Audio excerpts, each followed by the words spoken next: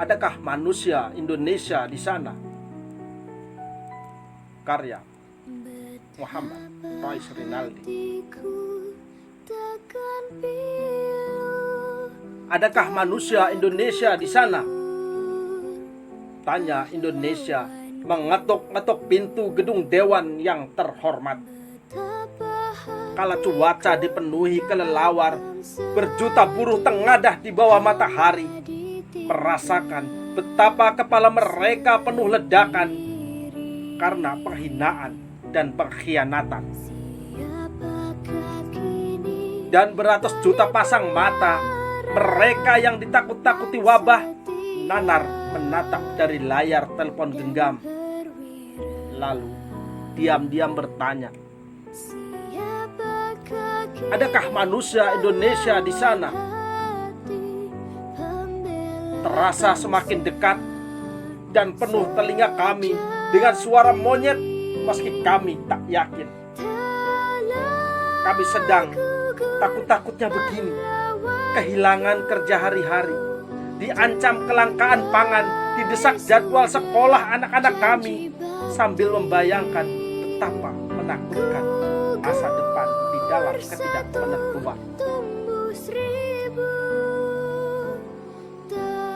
Mereka berpaling dari suara kami, menggelar sidang atas nama kami, dan memutuskan hajat kami dengan telinga dan mata tertutup. Adakah manusia Indonesia di sana? Seekor Garuda terbang di langit, mengitari gedung yang kehilangan kesakralan. Mengepak ia dengan kepakan yang pilu dan parah. Menderu-deru ia di udara, dan dari mulutnya pekik yang tertahan adalah tangisan panjang untuk ruh para pahlawan. Mereka yang mati di garis juang diludahi kini hingga kubur. Dan sambil jauh menembus langit, ia bertanya, adakah manusia Indonesia di sana? Hanya tiang dan dinding-dinding tua menatap Garuda itu pergi dengan haru dan tak berdaya. Jauh dari lekuk tiang dan dinding-dinding itu, berjuta buruh berarakan menerjang bayang-bayang wabah karena menolak dikutuk anak cucu bila mewariskan sejarah mati karena tidak berdaya. Dirongrong amarah yang lemah. Ke gedung itu, berjuta buruh mengajukan pertanyaan, adakah manusia Indonesia di sana? Belanda menyiksa leluhur kami dengan kerja rodi. Jepang yang mula kedatangannya dikira memberi angin pembebasan, memperbudak dengan Romusa. Dan ini, kalian, saudara-saudara kami, sedarah dan setanah seibu dari kandung pertiwi, perbudakan macam apa yang akan diciptakan dari ketukan palu atas nama kami itu? Adakah manusia Indonesia di sana? Manusia Indonesiakah di sana?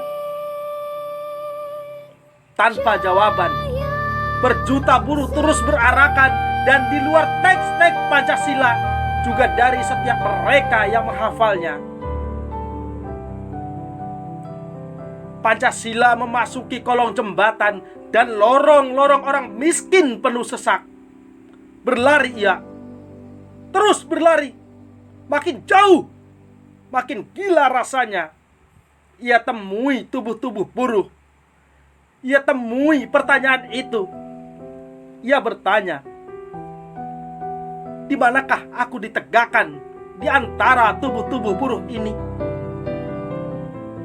Benarkah aku ada dalam urat nadi Indonesia bila orang-orang yang menghafal dan mempropagandakanku sebagai ideologi tak mendengar mereka? Adakah manusia Indonesia di sana? Indonesia mengetuk-ketuk pintu gedung dewan, tapi tak ada yang mendengar. karena di dalamnya orang gaduh sendiri dan merasa paling Indonesia sendiri-sendiri, sambil mengabaikan ketukan tangan Indonesia depan pintu. Keriuhan itu, perasaan keindonesiaan yang abai dan pongah, mengusir Indonesia. Pergilah ia menemui setiap derap langkah buruh, degup jantung ketakutan orang-orang di dalam rumah, memeluk Pancasila, menatap Garuda yang telah jauh pergi dan bertanya, adakah manusia Indonesia di sana? Tiang dan dinding-dinding meratap karena tak kuasa lagi mendengar suara-suara manusia Indonesia yang berbicara dengan bahasa Indonesia. Tapi mereka menanggalkan Indonesia. Catatan Indonesia 2020.